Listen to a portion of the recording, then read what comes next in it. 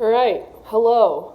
Hold on, I'm gonna go get my glasses. Okay, I now have my glasses on, and to be quite frank, I don't have a prescription. I wear these simply because I think they're cute and they make me look smarter. Like, don't I look like my IQ just went up like 100? This is like one step down from having a British accent, for sure. So, this video is 10 tips on how to be more yourself and feel more like yourself. This is a video I recorded with my friend Marissa. She's really awesome. You can go and check out her TikTok in the show notes. Sorry, I'm used to podcasting. What do they say on YouTube? You can go find all of Marissa's links in the description of the video. So as far as the 10 tips on how to feel more yourself, I think there's two aspects to this that I wanted to preface before the video we get into the actual tactical tips. I think to a level we're always transforming who we are and evolving, and that's what we're supposed to be doing. I think that's one of the main purposes that we exist. So I think on one hand, you can feel like you are living in alignment with yourself at all times if you're being intentional and listening to your intuition. But on the flip side, I think at all times there will be questions about, as you evolve, what your labels are and how you relate to the world. And I think that's very normal. That's something I've struggled with and something I've had to, everyone has had to reinvent themselves many times, especially when you're in your teens or 20s. I think you probably reinvent yourself at the most rapid rate at this point in life. So, as far as feeling more like yourself, I think to your core, it is possible to always live in alignment and feel like yourself or for the most part, because I've experienced that. I feel like I have really reached a point where I can't always feel like I'm living in alignment with who Livi is. But I think on the flip side, there will always be moments and periods of time where I specifically am not sure how I relate as far as my labels go in the world. Because, friend groups change, careers change, physical locations change, and I think that begins to transform how you feel you fit into the world around you. But as far as how you feel internally and in alignment with yourself, I think that is something you can learn and practice to have fairly solid consistency. And so that's kind of where I think these tips will really play in for you, and I hope you can grab a paper and pen and write some of these down, because I think they can be super helpful, and even put some of these on a sticky note or on your lock screen and stick it on your mirror or something like that, and I think that will be really helpful for you. So if you can take one thing away from this video, I pick one tip that really resonates with you and focus on that for the next week, next few weeks, next month, and really implement it. Because although knowledge is important, and applied knowledge is really the whole purpose of learning. So if anything, I would have you pick one tip and apply that deeply into your life so that it really sticks with you. So let's get into the 10 tips on how to be more yourself. So the question that I kind of made up that I ask myself is, what can I do today to feel more liberated, free, or more like myself? I started asking myself this question every single day and carrying it out. So actually implementing something. Some days it's, breaking up with your boyfriend. Like, it could be something huge and life-changing, or something as simple as wearing a pair of earrings that you've been too scared to wear. So tip 2, my tip, being more yourself and living in alignment with who you are does start with self-awareness. Like, you need to know who you are to be who you are, obviously. And something that I found has really allowed me to kind of look into who I am is being alone with myself. And that could mean, I'm biased. I'm a huge advocate for meditation. I love meditation, but that's not for everybody. That can also mean going to a movie alone, going to the grocery store alone, doing yoga, going to the gym alone, just being with yourself in your own thoughts. I found like some of the life-changing decisions I've made, I wouldn't have made the decision that really felt in alignment with had I not spent the alone time before making the decision. Tip number 3, I've made a video on this before. When I was doing all of my deep work into like my self-worth and figuring out, what patterns were a result of my low self-worth, I realized that I would move out of the way of people.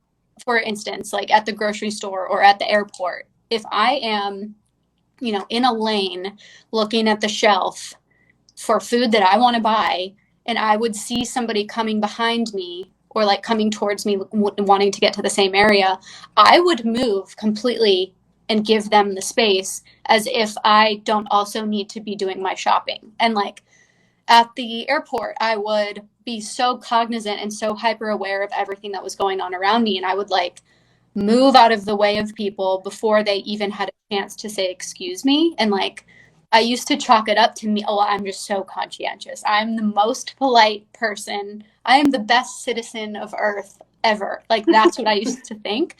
I realized it was because my self-worth was really low and I didn't feel like I was able to take up space. So the exercise that now I make myself do is if you're out in public, out in the world, like don't move for people if you don't have to move for people. It's, don't be an asshole and like block the doorway and don't, say no if people ask you to move. But like, there's no reason you have to kind of be on the lookout for everybody else and what they're doing when you deserve to be there just as much. Tip number 4 is for me, and this one me and Marissa will kind of build on each other, but I made a video about this and a lot of people really seem to resonate with it.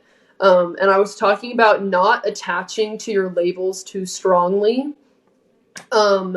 And specifically labels around your achievements and material things. Like oftentimes we get so attached to our job status or what we do or how much money we have or what kind of, car we drive or what kind of clothes we wear, or what college we go to if we go to like a high level college. And I think it's so important because we're always evolving and transforming. If we're getting too attached to those things, there's going to be way more resistance and friction to allow those evolvements and transformations to happen. So if you're being self-aware and not getting too attached to those things, you will have the space to allow yourself to transform. And you'll know that you have the space when you ask yourself, would I still feel like myself if this got taken away? If this achievement got taken away? If such and such, college scholarship got taken away? Or if my grades dropped, would I still feel like myself? Would I still have a high level of self-worth?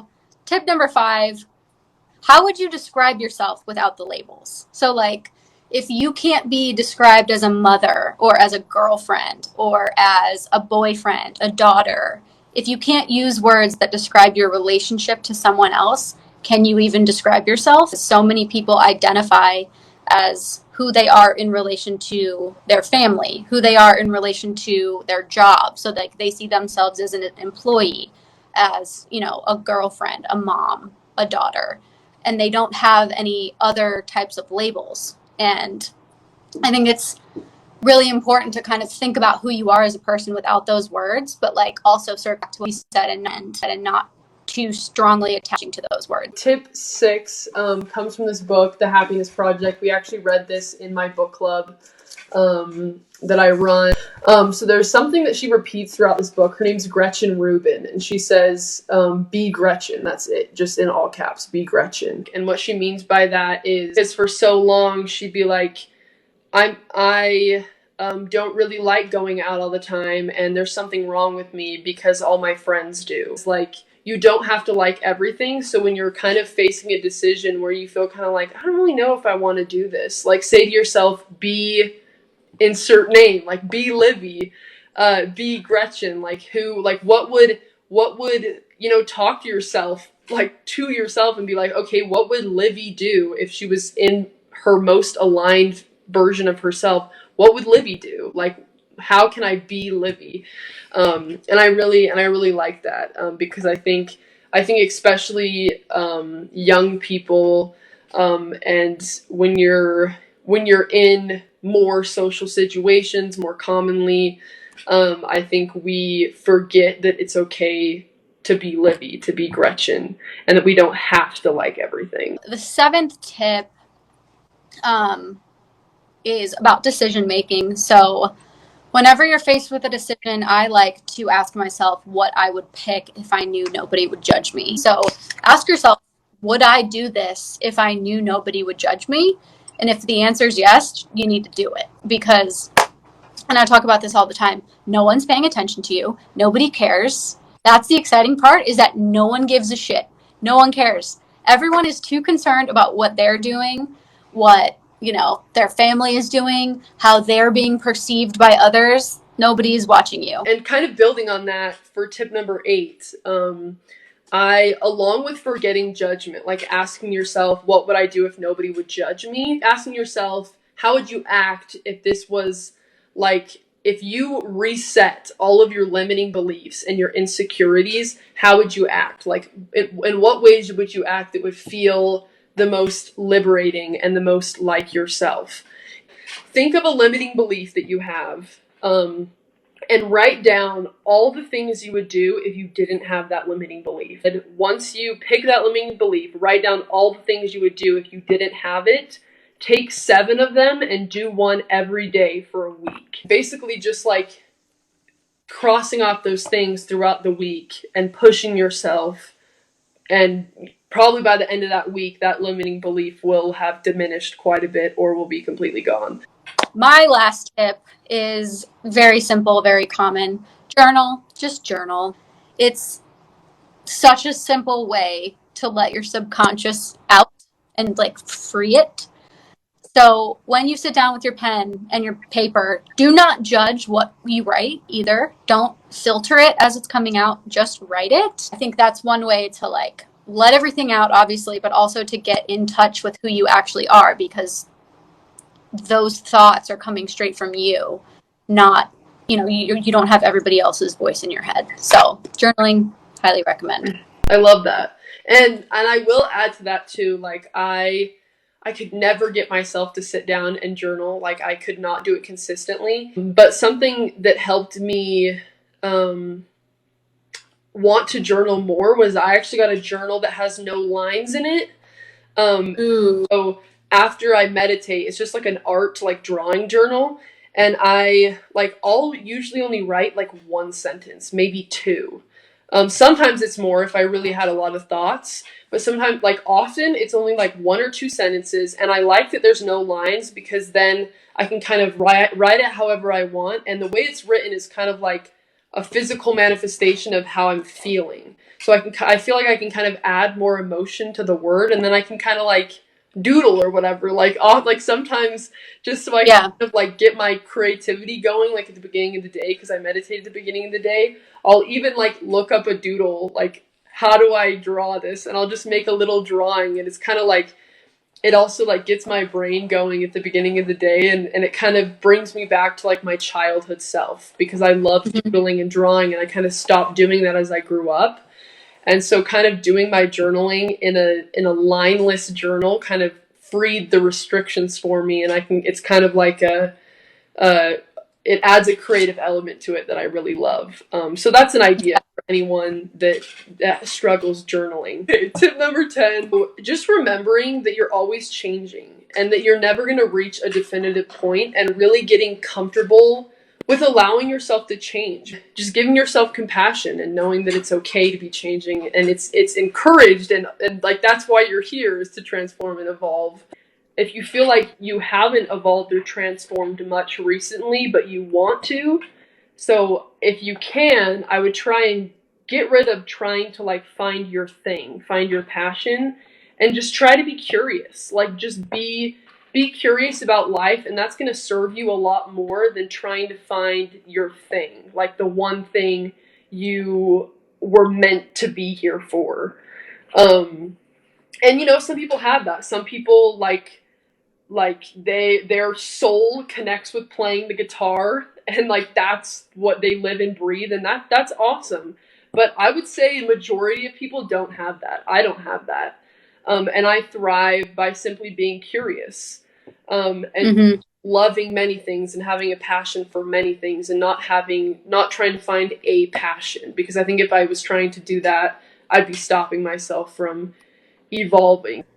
I think there's a lot that we can learn from kids, and I think that's one thing, is kids are naturally so curious, and as we get older, that curiosity starts to die. And I think if we can remember to stay curious, it's going to allow us to be the most ourselves and live in alignment with who we are, just as we did when we were children. All right, this is the outro, I guess. I hope that was helpful. 10 tips on how to be more yourself. You can follow me. All my social medias are in the description, as well as Marissa's. And I don't know, what did they say on these? Smash that like button, subscribe, comment what tip was the most helpful for you. And honestly, I would love to get anybody's feedback on the video. And I will be posting once a week.